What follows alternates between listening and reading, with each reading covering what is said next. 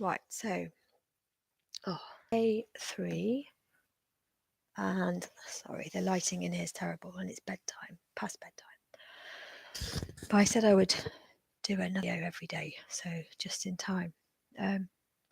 Today we've done quite a few things. We went to the notaire. We're supposed to be signing for our land today, and so we went, and the owners really generously consented without question to delaying everything. He's fine with it. We showed him the letter.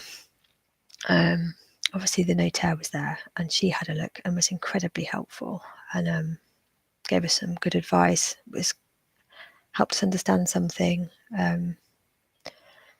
So there are 2 parts to the letter. Everyone's been saying, show me the letter, so I'll show you a bit of it. I have opened the envelope, obviously. Didn't just get a letter in the post and go batshit crazy. So there's a bit in this letter. Where is it? So this is the scary bit. Okay, there's a whole load of stuff, formal stuff, and then where is it? Is it in the other one? Hold on. Yeah, I think they've got jumbled up. This bit.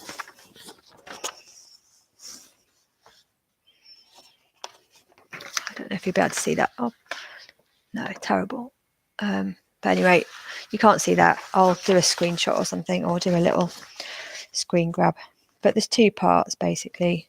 The first part, I'll try again.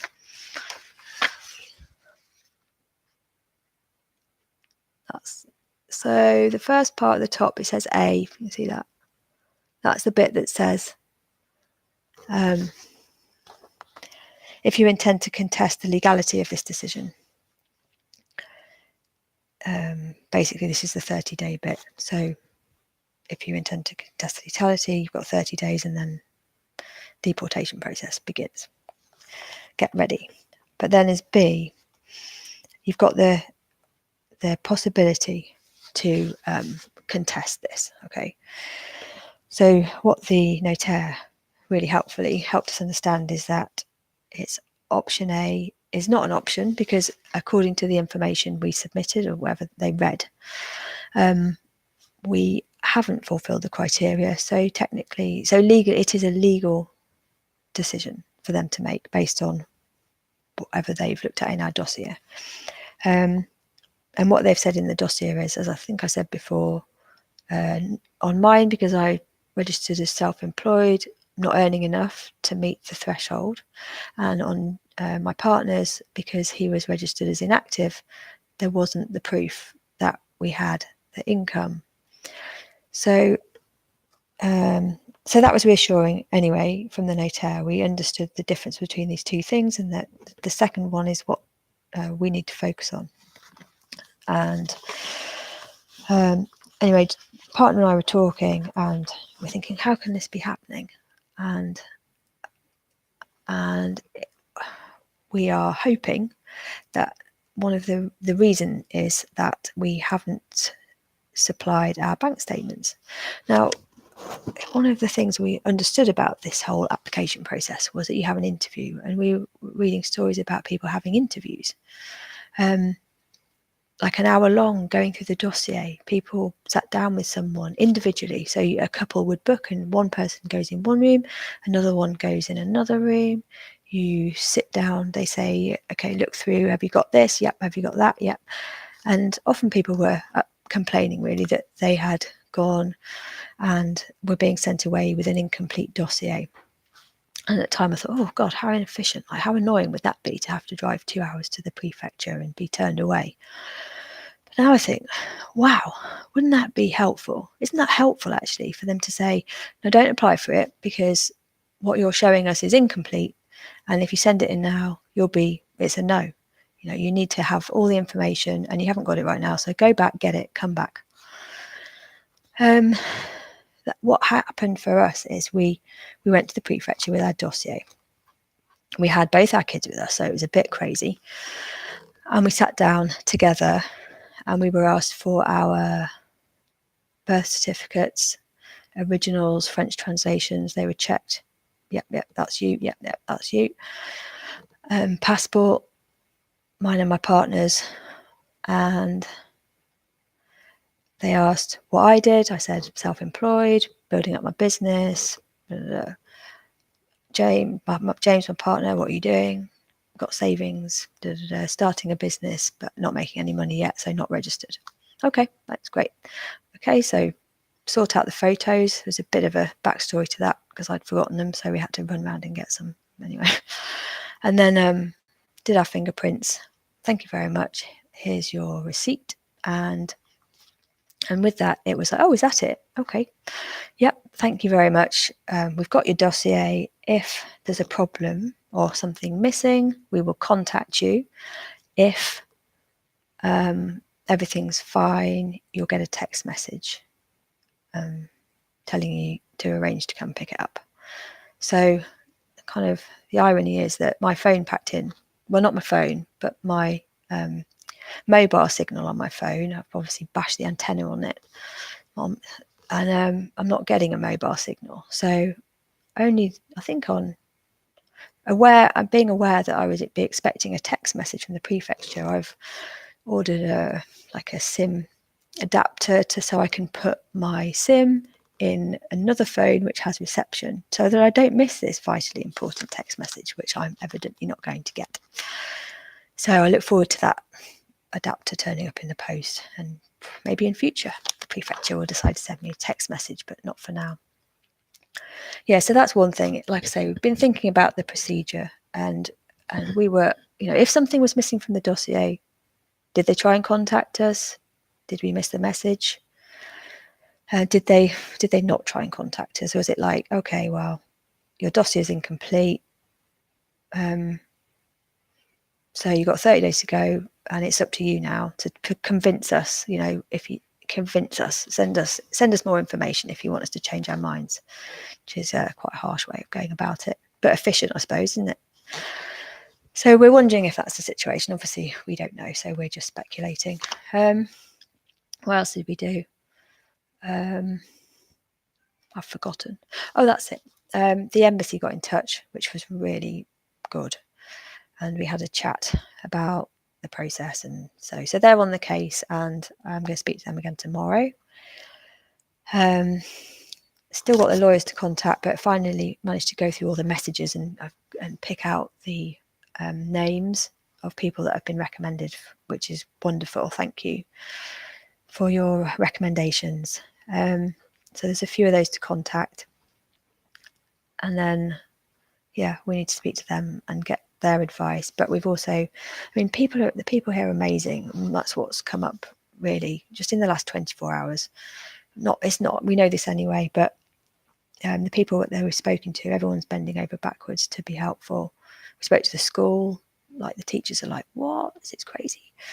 We a friend has actually, a French friend has experience of exactly this, not with Brits, but with what they call third-party nationals, so non-EU citizens and immigration issues, which is just like, you couldn't really wish for, for more in this situation. And she was absolutely stunned to see what they'd sent.